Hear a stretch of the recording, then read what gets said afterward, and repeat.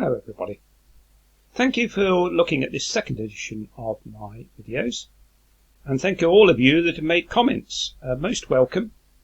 As I think I've said in the written part, talking to a camera rather than an audience is rather a strange experience as far as I'm concerned. I'm not used to audience feedback. So as a consequence, the more of your comments please, if you will, to help these make these things a bit better. Today we're going to do something slightly different. We're going to have a look at, not Arnold this time, but Mapperley.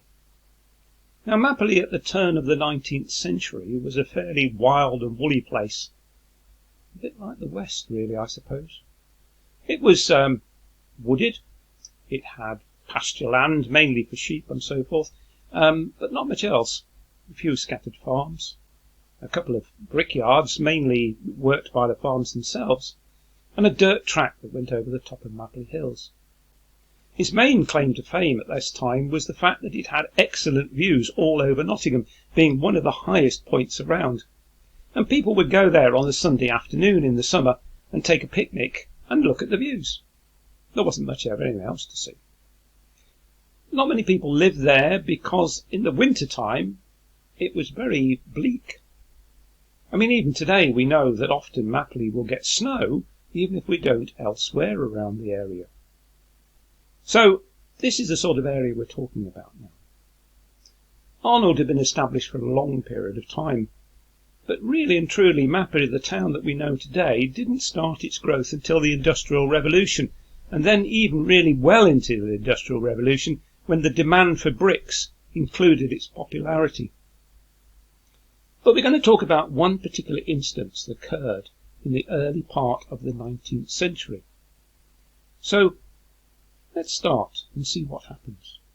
Thank you. Mapperleys Tiger. The wild cat is Britain's only wild member of the cat family and bears a close resemblance to the domestic tabby cat. These predators are not domestic cats which have become feral.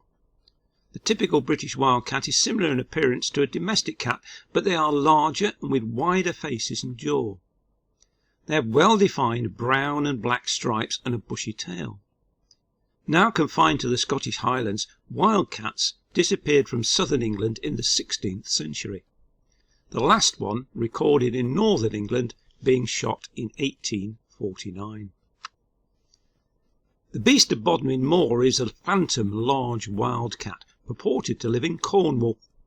Bodmin Moor became a centre of these sightings, with occasional reports of mutilated or slain livestock. The existence of a population of true big cats in Britain, especially a breeding population, is believed to be highly implausible by experts.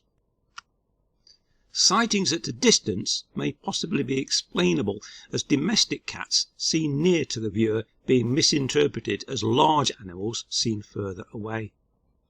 It can be argued that humans were programmed to notice things that might be big cats. This is because of the threat they posed in prehistoric times, a simple case of centuries-old self-preservation. There have been some incidents, however, of recorded individual big cats. These are often medium-sized specimens such as Eurasian lynx, but panthers have been known. They are generally believed to have escaped or been released. They are most probably pets that have been held illegally. Many examples have come to light over the years. This puma, for example, was captured in the wild in Inverness, Scotland in 1980. It's believed to have been an abandoned pet. It lived the rest of its life in a zoo. After it died, it was stuffed and placed in Inverness Museum. At 2 p.m. on the 17th of February 1996, a marksman from the Royal Ulster Constabulary shot death this African caracal lynx prowling close to sheep in Fintona. It was wearing a black collar and was thought to be an escaped pet. There are many tales of these strange beasts and large cats on the moors and in wild places in Great Britain. They have been reported over the centuries. The following story from Nottinghamshire is one, however, that can be attributed to actual events and named witnesses. During the 1800s and early 1900s, there were a large number of fairs and exhibitions travelling throughout England.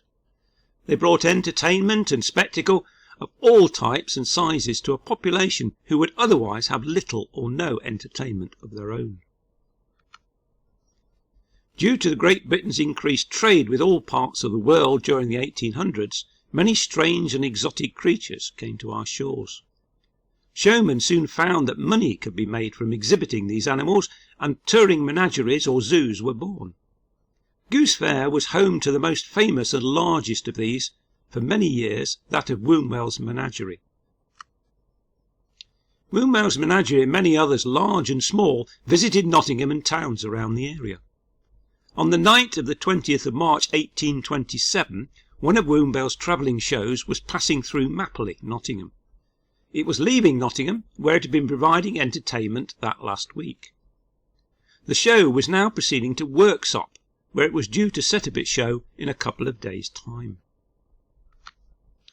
The animals were transported in horse-drawn cages like these shown above. Wombwell's was one of the largest travelling zoos at the time. It had up to 16 of these wagons. The area of Mapperley of the 1800s was then a wild and sparsely populated place. It was a region of small brickworks, scattered farms, and few people, with many areas of woodland. The surrounding rough pasture was mainly grazed by sheep. Although it was the shortest way from Nottingham to Worksop, the route through Mapperley was simply a dirt track across the top of the hills. It was at the time in terrible condition. The road was full of ruts, potholes, rocks and T-stumps. It was very uneven, badly jolting all the wagons carrying the animals. One of the cages finally sprung open due to this continuous rough treatment it was receiving. In so doing, it caused the release of one of the wild animals it contained. This creature that was released was described at the time as a small tiger. It, however, was most probably in fact a Eurasian lynx. Although it's much smaller than a tiger, it's also still a large wildcat, as shown here. It's similar to the one described as being shot in Ireland. The Eurasian lynx has somewhat similar markings to a tiger. The show people have described it as a tiger to attract more attention from the unknowing public, who would probably know what a tiger looked like, but not what a lynx was.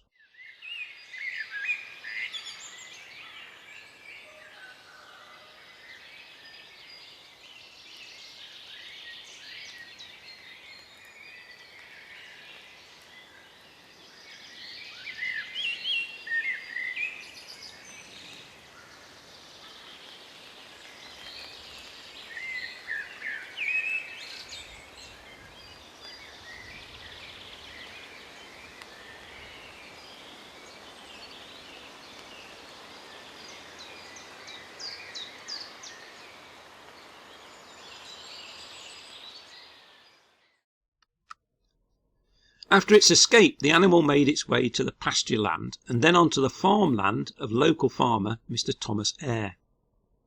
Eyre's land was at the time situated near to the lodge of Mapperley Hall, on the edge of the land then owned by the Wright family. There were some of Mr. Eyre's farm hands who had been viewing the procession of the wagons, and one of whom had a dog with him. On the escape, they rushed to offer their help. These men, together with the zookeepers, then tried to recapture the escaped animal. They tried to confine the lynx within the farmyard, but to no avail. Soon they decided to use the dog to help them herd the animal. This was an unfortunate decision, as the poor dog was torn to pieces by the wildcat. At equal weights, a dog would win a fight due to superior jaws, stamina, robustness, aggression, and gameness. At maximum weight, the lynx would win because domestic dogs become useless at fighting if they're too large, since they lose their speed and agility and stamina. Overall, the lynx wins, as it did in this case. After a great deal of trouble, the lynx was eventually enticed into one of the farm outbuildings by the showmen and local farmhands. It was now getting dark, and after what had happened to the dog, and the fact that the cats can see well at night, they didn't wish to tackle the animal. There were no lights, so therefore they decided to leave the lynx in the outbuilding for the night and try again when daylight returned in the morning. The next day the showman discovered that the tiger had made its escape in the darkness during the night. The area was thoroughly searched, but no sign was found, and the menagerie, now having urgent business in workshop, had to move on without its tiger. The animal was never found, and wound wells were down one attraction. The lynx tracks were often seen in Mapperley, but only distant sightings of the animal were reported. Several sheep were attacked and killed in the area. It was supposed that it had made its home in the thickets of the surrounding Mapperley hills, living off these sheep and other creatures that inhabited the area. What happened to it in the end is unknown, as no body was ever found. This, however, has become another story of a large cat roaming the countryside. In this case, it's a true story, one with its origins well documented. So it's not just Scotland or Ireland or Cornwall that can claim these cats. Nottingham Mapperley has had one of its own, though be it some 200 years ago. Thank you for listening. So if you thought the wildcats on Bodmin Moor and other places like that was something unusual, now you know that we have one of our own. Please get in touch. I'd appreciate it no end to get your comments, and you'll see that at the end there is an email address in which you can contact me. So more for the next time, and let me know what you think about this particular one. Thank you.